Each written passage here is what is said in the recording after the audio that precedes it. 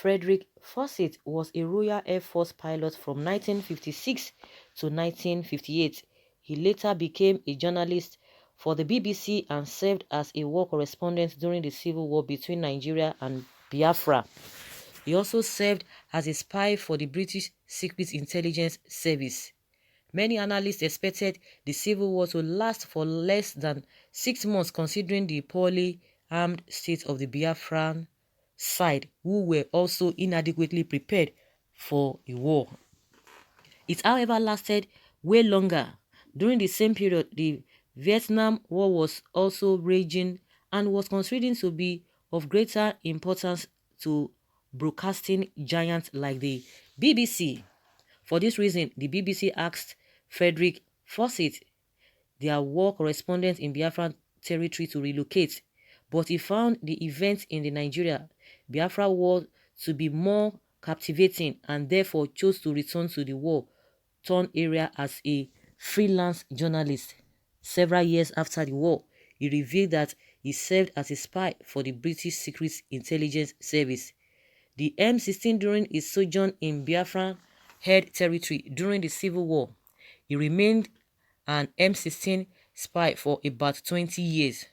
During his sojourn in areas controlled by the Biafran secessionist rebels between 1967 and 1969, he became particularly fond of the rebel leader from the Biafran side, Colonel Chukwuemeka Ojukwu. He wrote 2 books about Ojukwu, namely The Biafran Story and Emeka. The Biafran Story, which was later revised to be named The Biafran Story. The Making of an African Legend was Frederick Fawcett's first book. He wrote it in 1969 when he was still a British spy operating for the M16. The Biafran Story was a book which gave details mainly about the Civil War, details about events which led to the Civil War and Ojukwu's role in the events which led to the conflicts, his role as a rebel leader during the war, and a brief overview of life after the war. Emeka was another book by Frederick Fawcett written in 1982. It focused more on the life of Colonel Ojukwu. It was more like a biography of the man who led the Biafran side and contains expanded details about his experiences and activities as a rebel leader during the Civil War. Frederick Fawcett was still a spy when he wrote Emeka. Both of these books served as some of the earliest accurate eyewitness accounts of the Civil War.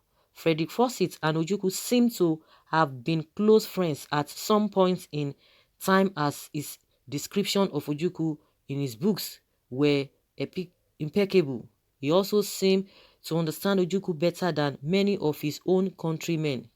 Frederick Fawcett is currently a renowned novelist who started out with non-fiction titles and later shifted to writing fiction.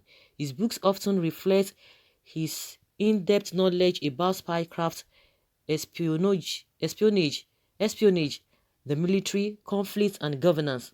He says that he has had many dangerous experiences in life, both as a journalist and as a spy. According to him, his wife no longer wants him to travel to dangerous places again. Some of his most renowned works include The Day of the Jackal, The Dogs of War, The Fourth Protocol, The Kill List, The Feast of God, Avenger, and The Odessa File. Many of his works, such as The Dogs of War, have been adapted into movies. Others like Icon, Avenger, and Codename Wolverine have been adapted into television series. Another of his novel, The Fourth Protocol, was adapted into a video game. So guys, from this accounts, from this article, at least we'll be able to know, for those who do not even know the history behind Biafra and what happened, and from what we are hearing, that this man was really close to the Ojukwu, and he must have written a lot of things, and I'm sure Ojukwu must have seen those things. Of course, he wouldn't have even said anything different from what actually happened. So it is good for those who do not know. They can have a a grip on that book and see what really happened at that time, even if you were not born. And instead of listening to many, many stories, some people will say this, some people will say that, some people say, no, this is not the way it is. You know, people tend to say things just the way to that it will suit them. But since there's a book now, there's no need for people to be hearing from, oh, this one say, oh, na so they say I mean, how did they even say it? Na so they talk, no be so they talk. Then say, okay, that's the right word. Then say. So there shouldn't be then say. You can grip the book, you know the man's name, you know, you check and read very well, so that to avoid any form of disjointed stories or history.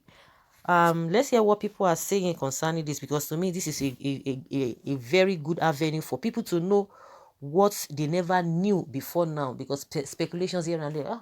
But somebody say, but somebody told me, say, now like this it be. Oh, somebody told me, no, it went this way.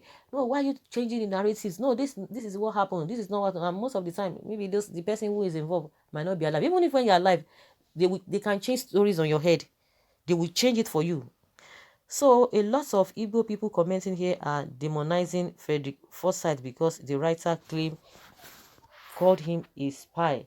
This is a man that helped expose a lot of the atrocities done to Igbos during the war and has continued to speak in favor of Biafra up to this day.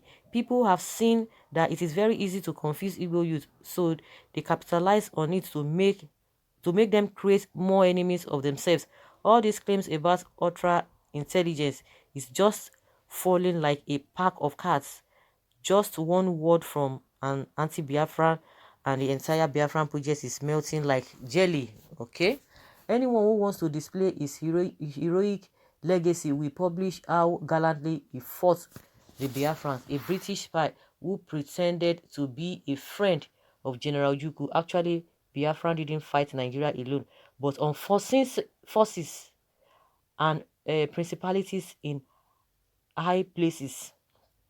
The researcher has gone through Forsyth's works, also have a lot or correction Ojukwu or so. I don't know what he's saying. Okay.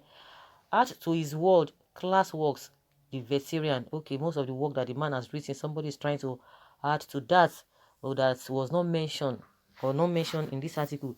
The British used him as a spy, but while in Biafra during the war, he got to understand that the war was just won, so he disappointed his home government, and when they tried calling him back, he refused and became a freelance journalist, and he created awareness on all the atrocities committed against Biafrans during the war to the outside war. Okay. But thank God he was committed to Biafra cause. He was Ojukwu classmate at Oxford University. They are very good friend.